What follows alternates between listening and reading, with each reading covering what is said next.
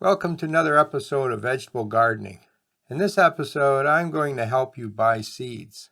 We're going to talk about the difference of using seeds or going out and buying plants. We're going to discuss hybrids and heirlooms, GMO seed. And what about organic seed? Is that something you should be considering? What's the difference between determinate and indeterminate? And then finally, we're going to have a look at maturity date and how that influences the kind of seed you buy. The easiest thing to do is to go out and buy plants. So if you're a complete beginner and you've never gardened before, I think buying plants is not a bad choice.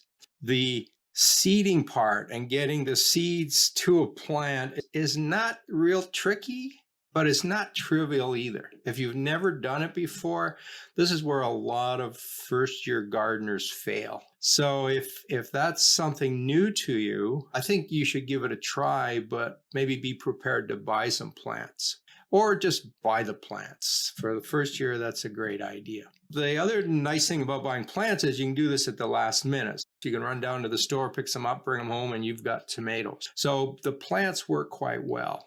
The thing that is not as great about plants is it doesn't work for all crops. Okay, and we're going to be talking about some of those, but a lot of the root crops, so things like beets, carrots, radishes, you really have to seed those, but you do that outside.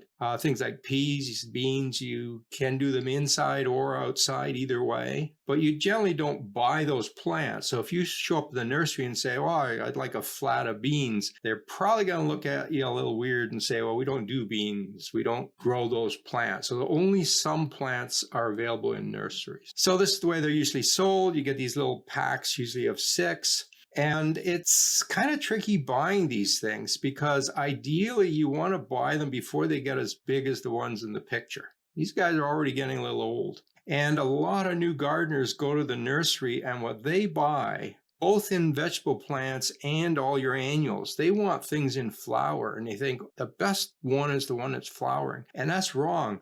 You want to buy the tray that has really tiny things that haven't started flowering yet. And the reason for that is by the time they get as big as the ones in the picture, that root system is overgrown and is too big for the little bit of a soil that's in there. The problem with the nurseries is that people want big plants, so that's what they grow. They grow big plants. The people in the nursery industry know that you'd be much better buying a 2-inch tomato plant, but nobody would buy it, so they sell you these big guys. Now you can buy monster plants. Last year I was at Canadian Tire, and they had these like 15-gallon pots with huge plants. They already had flowers. Some had tomatoes on them, and they're selling at ridiculous prices, if you ask me. But if that's what you want to do, there's nothing wrong with that.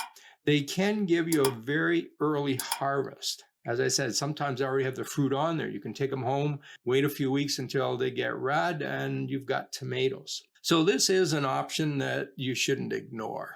But to be honest with you, I haven't bought any seedlings for many years. You don't have to go this route. And I think seeds are much more interesting. So why would you use seeds?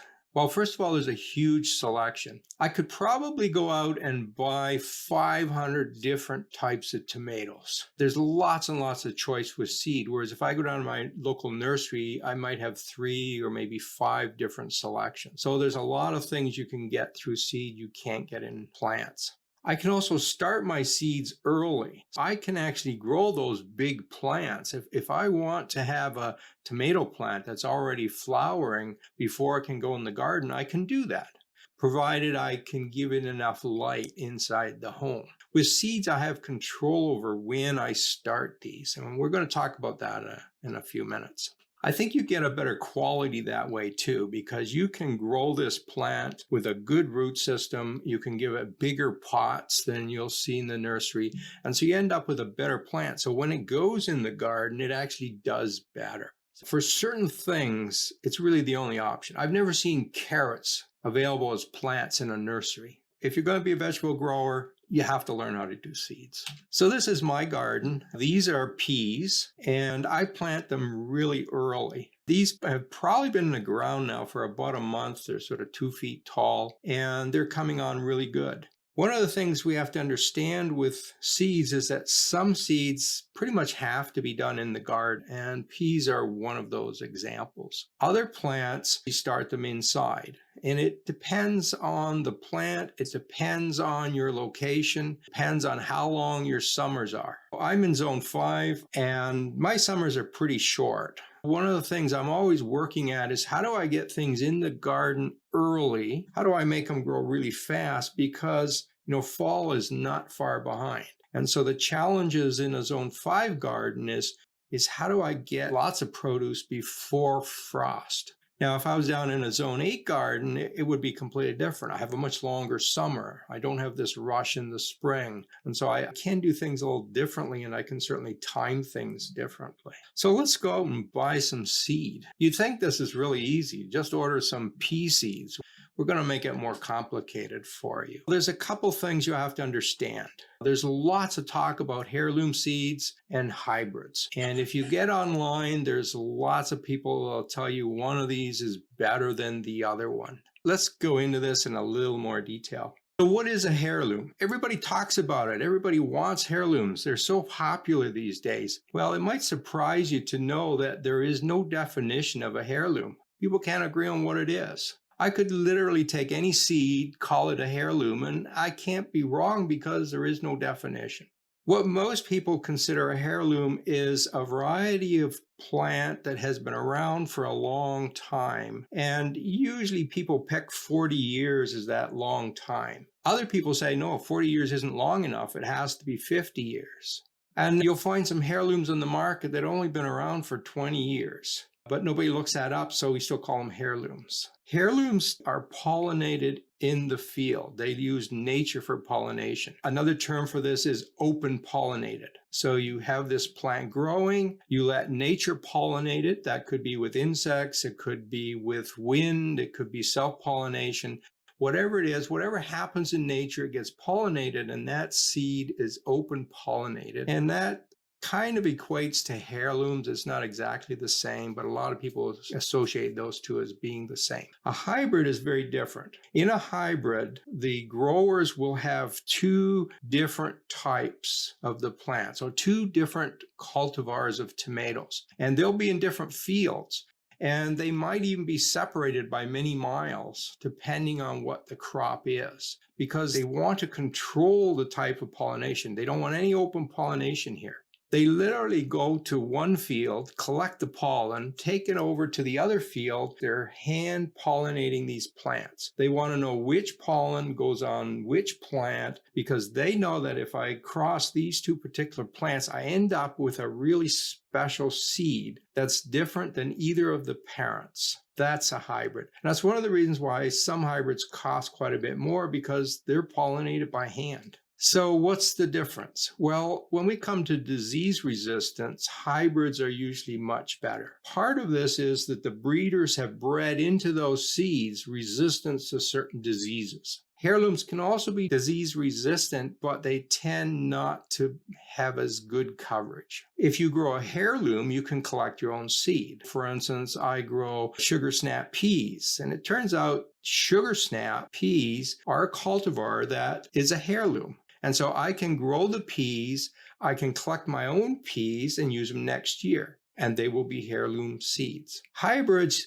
you can also collect the seed, but the plants you get from those seeds are usually pretty crappy. So the general rule is if you're growing hybrids, don't collect your own seed. Go out and buy some new ones. In general, heirlooms taste better because people have selected them for flavor. Hybrids are not really bred for flavor. Now that's changing, but a lot of hybrids are bred for the market, for farmers. They want things that are stable, that don't ripen too fast, and so on. They're looking for other qualities. So hybrids may not taste as good. And a lot of people say this, but the reality is that flavor in most of our vegetables comes from how it's grown. The type of soil you have, the type of climate you have, how warm it is, the kind of fertilizer it gets. And that turns out to be much more important than the actual cultivar.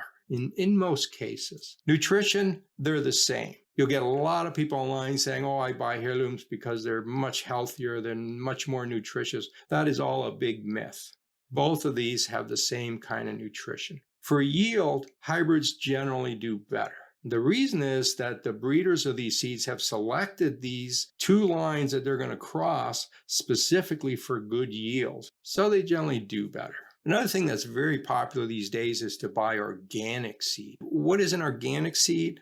It's a seed that has been grown on a farm that is certified organic. So there's certain things that farm can do and can't do. All farms use pesticides. So it doesn't mean there's no pesticides being used, but an organic farm is restricted as which pesticides they can use. When it comes down to it, there's no real benefit from organic seed.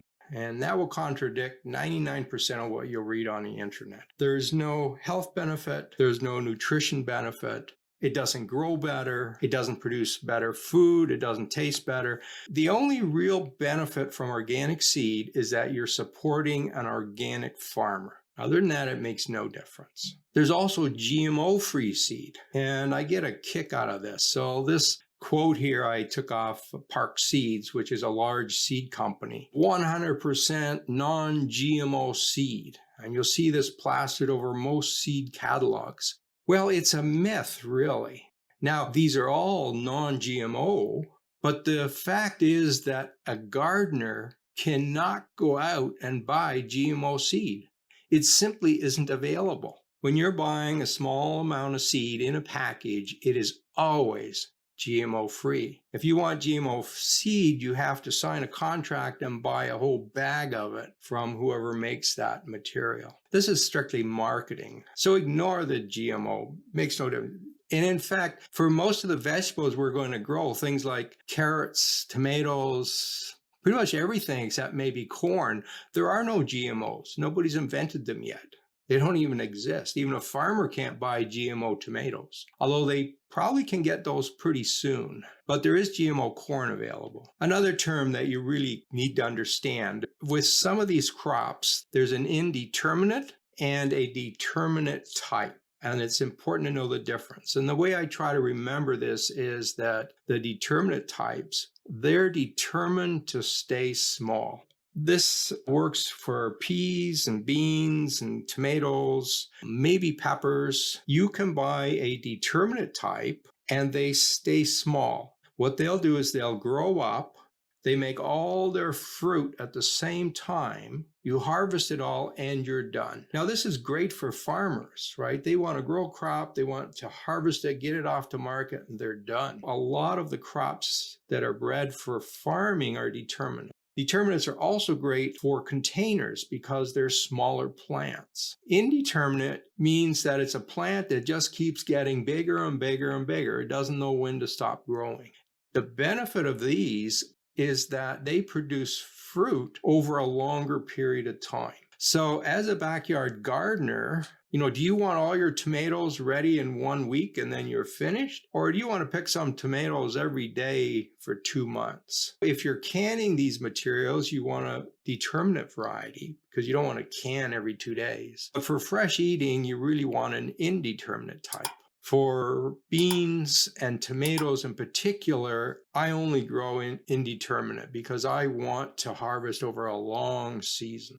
Another term that you have to know, and that's maturity dates. In seed catalogs and on seed packages, they will generally tell you what the maturity date is of that seed. And the table here shows you 3 tomato varieties, beefsteak, early girl, sweet 100s, with maturity dates as listed there, 96, 75, and 60 days. What this tells you is how long they have to be in the garden before you get to eat. If I plant beefsteaks, they take 3 months before I can eat a tomato. If I plant sweet 100s, I can eat in 60 days. Okay, so do you care about this? Well, again, this depends on your climate. If you're in a warm climate, you're in zone 8, you may not care because you've got this long summer and you can wait for your beefsteaks. But people who grow in cold climates, you really want to get some of these tomatoes early. And this applies not just to tomatoes, but to all the seeds you buy.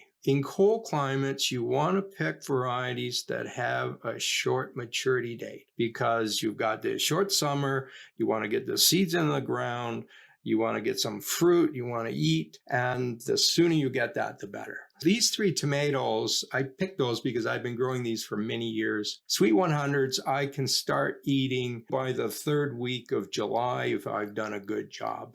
Beefsteaks, I will never get that early. Now, don't get hung up on the actual numbers too much because Sweet 100s, it's at 60 days, but that seed package says 60 days for everybody in North America. They all get the same maturity date, and things will grow faster in warmer climates. They grow faster in certain types of soil and so on. So these aren't absolute numbers, but they're very good for comparing the same type of seed. So if you get 3 tomatoes and you compare the maturity date, you know which is the faster one and which is the slower one. By the way, Early Girl is a standard. It does well for most people. Sweet 100s I've been growing for 30 plus years. I still think it's the best cherry tomato.